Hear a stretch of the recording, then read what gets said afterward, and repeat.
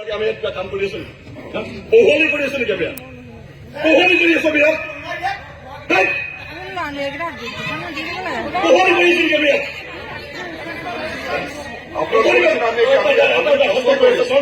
শব্দ কৰি আছো অথৰিক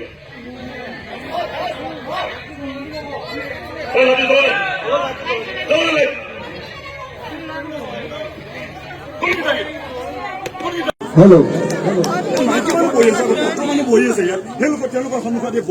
বডি এটা শব্দ কৰি আছে শব্দ বেয়া হ'ব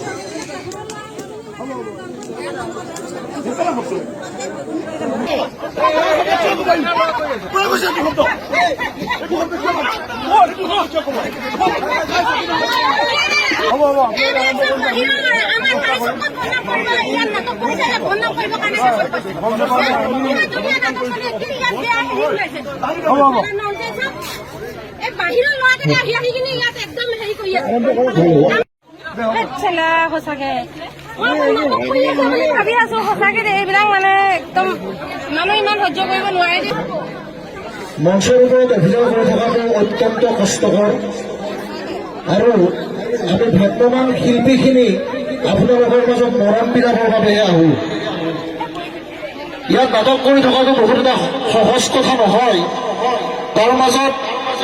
আমি জানো যে ধেমাজি অঞ্চলত আশে পাশে যিমান কেইখন ভ্ৰাম্যমান থিয়েটাৰ চলি আছে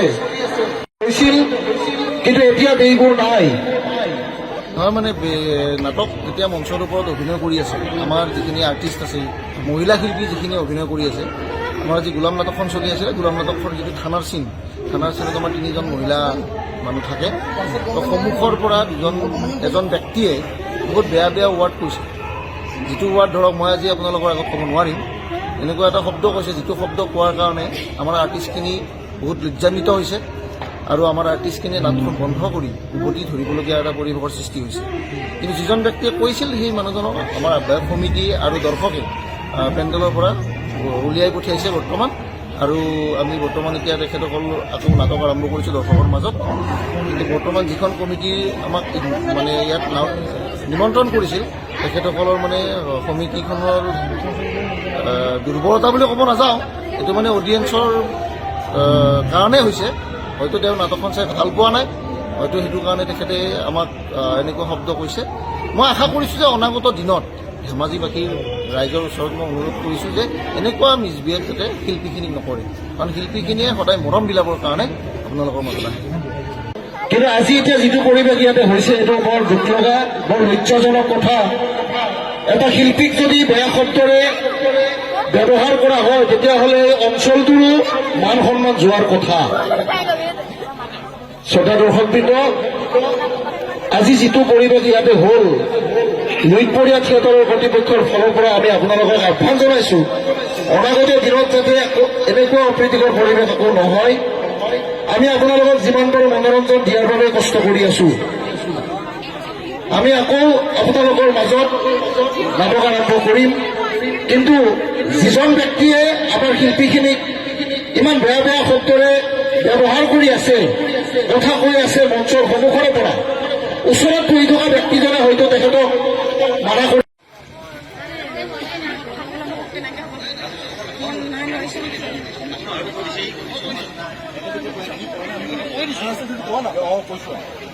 আহ্বায়ক সমিতিৰ বিষয়ববীয়াসকলে বহুত কষ্ট কৰি এই অনুষ্ঠানটো আনিছে যোৱা 2টা দিনত বৰষুণ আছে আপোনালোকে সকলোৱে জানে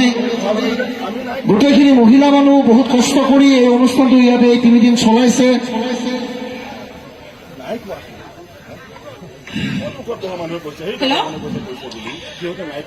মই একদম সকলোকে সাজু কৰি বিনম্ৰ অনুৰোধ জনাইছোঁ যদি আমাৰ এই নাটকখন যদি কোনোবাই চাই বেয়া পাইছে তেতিয়াহ'লে বাহিৰলৈ ওলাই যাব মই বহুত ডাঙৰ আজি হ'লেও যদিও মই আস্থা আত্মসহায়ক গোটৰ নাম লৈ থিয়েটাৰখন আনিছোঁ কিন্তু কালিও মই শুনিছোঁ কোনোবাই বোলে থিয়েটাৰ চাই পিনে ওলাই গৈছে ফাল্টু থিয়েটাৰ বুলি কৈ থৈ গৈছে কিন্তু এখন থিয়েটাৰ মাতিবৰ কাৰণে যে অকল পইচা পাতিৰ ক্ষেত্ৰত নহয় যথেষ্টখিনি সাহস লাগিব ধৈৰ্য লাগিব টকা পইচাটো সেইটো এটা বেলেগ কথা কষ্ট কৰি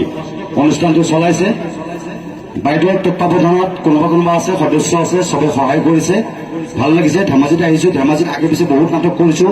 এনেকুৱা পৰিৱেশ এটা পোৱা নাছিলোঁ, আজি পাইছোঁ। থাকে সমাজত কিছুমান এনেকুৱা মানুহ থাকে,